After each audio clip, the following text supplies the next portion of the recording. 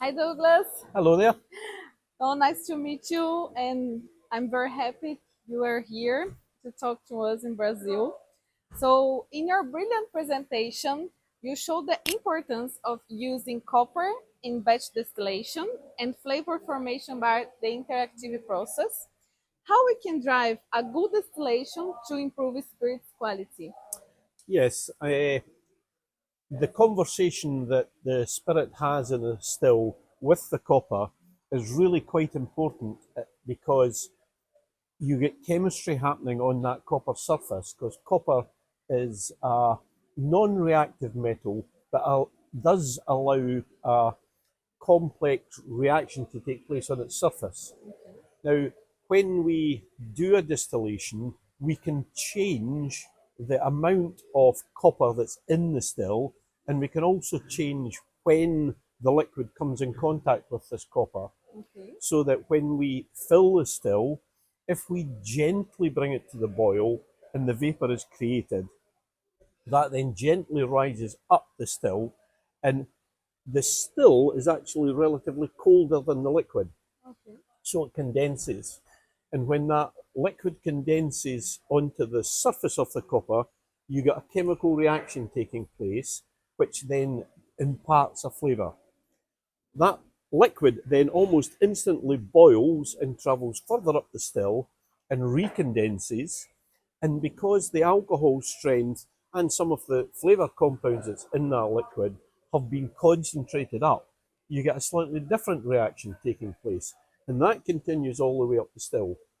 So when you're thinking about distillation, you need to think about the speed at which you're creating that vapour. You need to think about how tall the still is so that you judge the number of times it will boil and condense. You also need to think about, is there any solids in the material that when you do that boiling will coat the surface of the copper and mask that reaction taking place. Okay. So there's lots of things in the still itself that are influenced by the fact it's made of copper. Okay.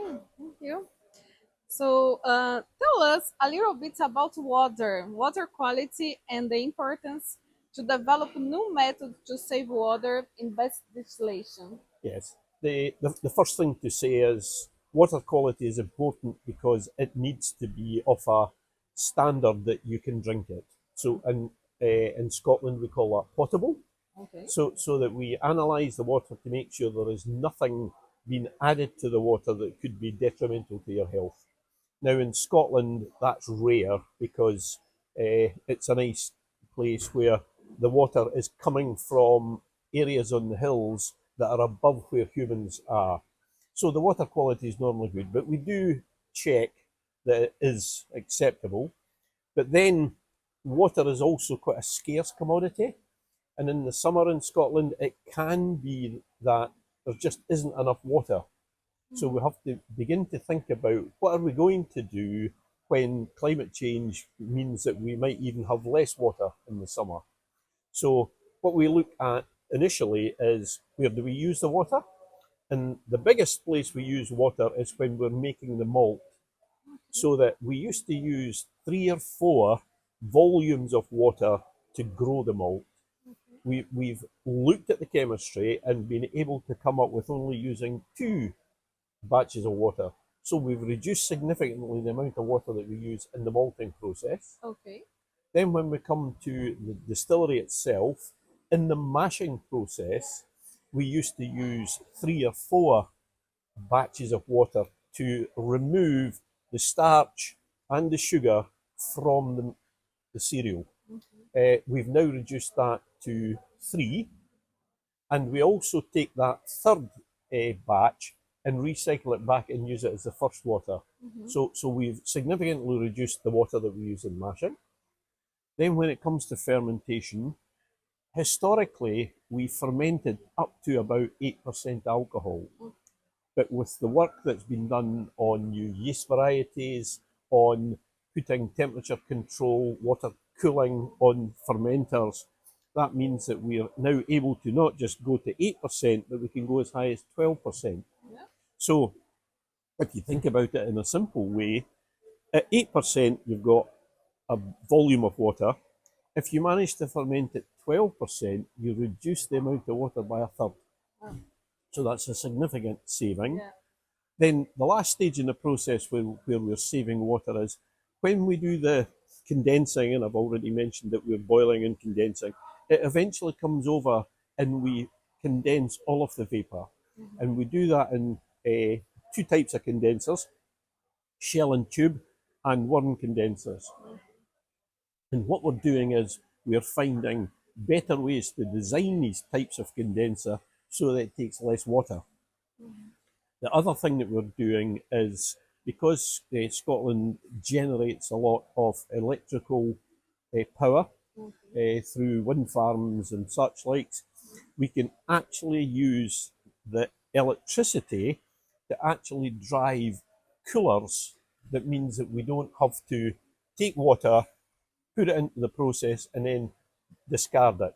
So we recycle the water. So we take the water in, it gets heated through the condensing, and then we take that hot water and chill it, and then we can recycle it. So again, we've significantly reduced the amount of water we need in the process. Okay, very good. So you mentioned also that the distillation design can create the new exciting flavors if we know and understand our process. How do you see this future? I'm looking forward to the future because the analytical capability that we now have is beginning to pinpoint flavour character. And if we know what the flavour character is, we can then go into the process and say, well, where is this being created? And once we know where it's being created, we can then modify the process. We might have to heat it up, or we might have to cool it down, or we might have to leave it for longer to allow these compounds to intensify. Yeah. And that intensified product will give us flavours. Yeah. The other thing is obviously that some of the new yeasts that are coming through have got precursor flavours Yeah. that when they go into the still give us unique and new flavours.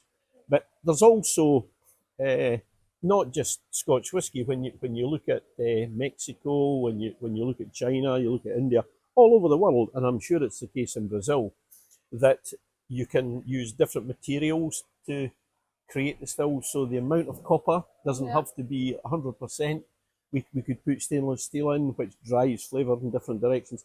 So there's lots of things that the fact that we're beginning to understand our process better analytically Yeah. that will allow us to create new and exciting flavours for the future.